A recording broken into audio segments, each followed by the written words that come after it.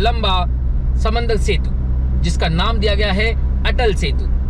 तकरीबन 22 किलोमीटर का ये जो सी ब्रिज है, इसका 16 किलोमीटर का हिस्सा समंदर के बीचों बीच बना है और इस पर गाड़ी चलाने का अपना एक अलग मजा भी है।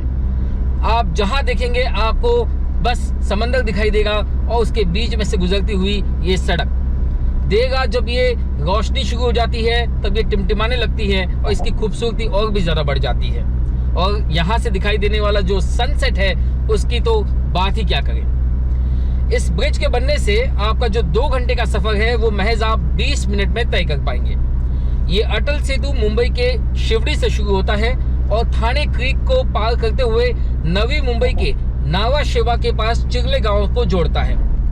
इसकी खासियत ये भी है कि ये जो ब्रिज है ये ना सिर्फ मुंबई और नवी मुंबई इन 2 शहरों को जोड़ता है, बल्कि ये मुंबई पोर्ट और जवाहरलाल नेहरू पोर्ट, जिसे JNPT कहते हैं, इसे भी जोड़ता है।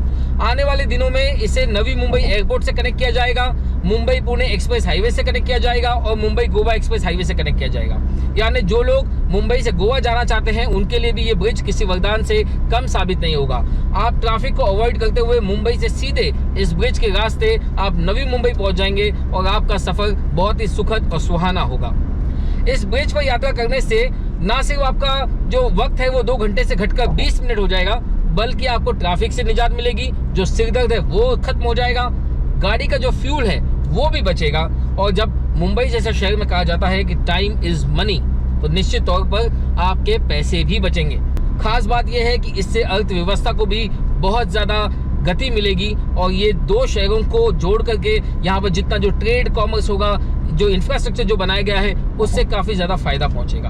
अगर मैं तकनीक की बात करूं तो ये सबसे लेटेस्ट जो तकनीक है, जापानीज टेक्नोलॉजी है, उसके मदद से, उसके आधार पर इस ब्रिज को बनाया गया है। समंदर के बीचों बीच इस ब्रिज को बनाने को लेकर के कई चुनौतियां थी, लेकिन जिसको लेकर के जो जापानीज इंजीनियर्स हैं, उनकी जो टीम है वो लगातार यहाँ पर भारतीयों के साथ मिलकर के काम कर गई थी। इस ब्रिज पर जब आप गाड़ी चलाएंगे तो आपको वाकई बहुत ही प्राउड फील होगा, आप गर्व महसूस करेंगे, आपका जो आपकी जो छाती है वो गर्व से चौड़ी हो जाएगी ये जानकर कि मेरे देश में भी इस तरीके का ब्रिज है, इस तरीके का इंफ्रास्ट्रक्चर है।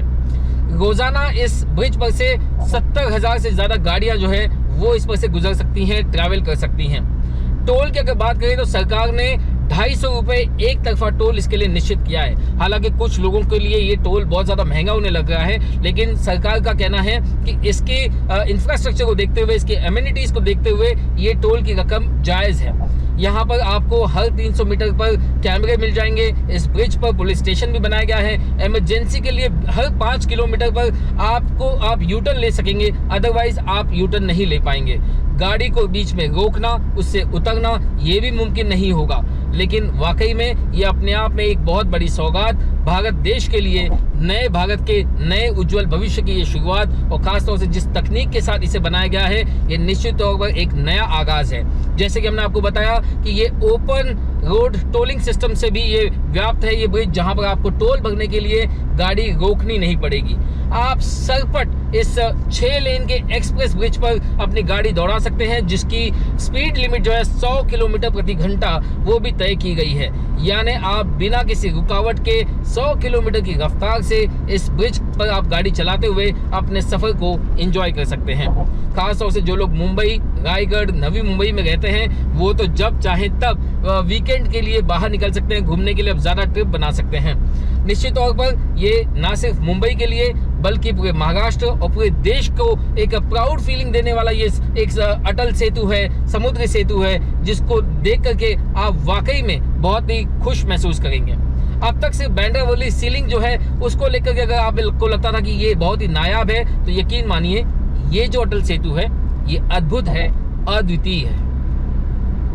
वीडियो जर्नलिस्ट सुरेश साहिल के साथ राकेश त्रिवेदी, अटल सेतु, मुंबई, टाइम्स नाउ, नव भारत।